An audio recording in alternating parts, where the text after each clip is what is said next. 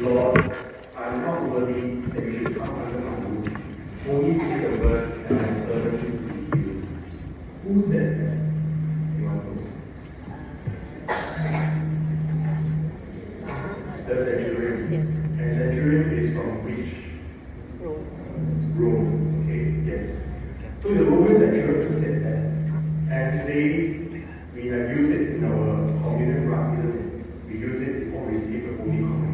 Lord, I'm not worthy that you come to my room, I only say the word, my soul shall be healed. So the word servant has to be replaced by the word soul. This is because the Roman centurion actually, as he said, comes from Rome, and therefore he worships different gods, the Roman gods, as well as the Roman emperor. And therefore they believe in worshipping different gods, not just God. Likewise, in today's gospel, the Canaanite woman is also someone that the Jews in the past would never associate with, because they are seen as people who worship different gods. They worship gods of fertility, they worship gods of rain and thunder, they worship gods of war, and so on and so forth. And therefore, to them, to the Jews, the Canaanites are actually pagans, because they worship different gods.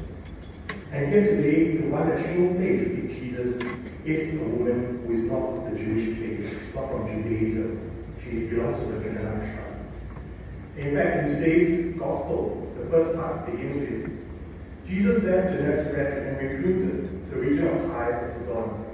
So the first line of the gospel tells us that Jesus actually moved from the Jewish area to the pagan's territory. Tyre and Sidon are actually pagan territory. They don't belong to the Jewish people. And in Matthew chapter 11, Jesus used these two places as an example to warn against the Jewish city. He said, woe to you, Chorazin, woe to you, Bethsaida, because if Tyre and Sidon had seen what you see, they would have repented long ago and be stayed in ashes and repenting. So these two areas, these two places are really pagan cities.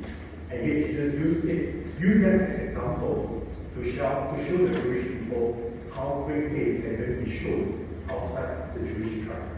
And today we see that faith in that Canaanite woman, despite the fact that she worshipped other gods, she believed that Jesus has the ability to heal her daughter. And even though Jesus at first did not respond to her, she remained patient, she remained humble. Her humility, her patience, and the love of her daughter really touched Jesus. And that's why he said, woman, you have great faith. A lot of times when Jesus performed miracles, it's because of the faith of a person who received the miracle. And that's why every time Jesus heals someone, will say, go, your faith has saved you. It is truly our faith that allows us to let God work miracles in our life, isn't it? But there will be times when we might be challenged. Perhaps we come down with an illness, a sickness, cancer, for example. Are we able to trust in God? Or we lost a loved one to disease or accident? Are we still able to trust in God? These are big, challenging questions that we can only answer when we come to the time when we meet these challenges face to face. It is not easy to let go of a loved one, someone who you love for your whole life, to see the person slowly passing away, or to see your own health declining. It is not very easy to not be able to have independence, to be dependent on other people's help for you to move around the house, for example. But that is where our faith is really called to really allow the Lord to journey with us. Here we can see how Jesus showed great compassion to this woman and heals the daughter. Likewise, in the first reading, the Lord reminded us, I have loved you with an everlasting love, so I am constant in my affection for you. This is the Lord's word to all of us here. We are sons and daughters of God. He loves us. He wants to heal us, and He wants to journey with us. And the healing is not just the physical healing, but also the spiritual, the healing of the soul. A lot of times we might look good on the outside, but inside we might be burdened with lots of hurts, lots of wounds that other people cannot perceive or see. Are we able then to trust in God? When people come to see me and say, Father, I have so much burden in my life, one advice I'll give them is, perhaps put those burden into words, write them to your children, and lift them up to the Lord every day in your prayer. And every time that the Lord lifted the burden from your life, give thanks to the Lord. This is perhaps what we can do for ourselves as well. Every time we face a challenge, let us make that challenge something concrete by writing it down on a piece of paper so that we can look at it and offer it up to the Lord and say, Lord, you told me that your yoke is easy and your burden light. I shall not lift up my suffering to you. I allow you to carry me through and journey with me.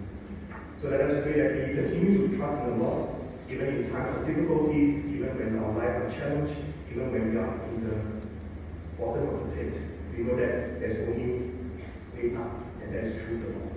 Let's pray that we have the faith, we have the trust, just like this Canaanite woman. We might not be a Jewish person, but God has been given salvation to the whole world, not just to the Jewish tribe, but also to all of us who are the Gentiles. Let us pray that we continue to have faith and trust in the Lord. And let us continue to pray also for the 3 deacons who will ordain priests this Friday. Also pray for our children, our youth brother, who will be receiving the sacrament of confirmation this coming Saturday.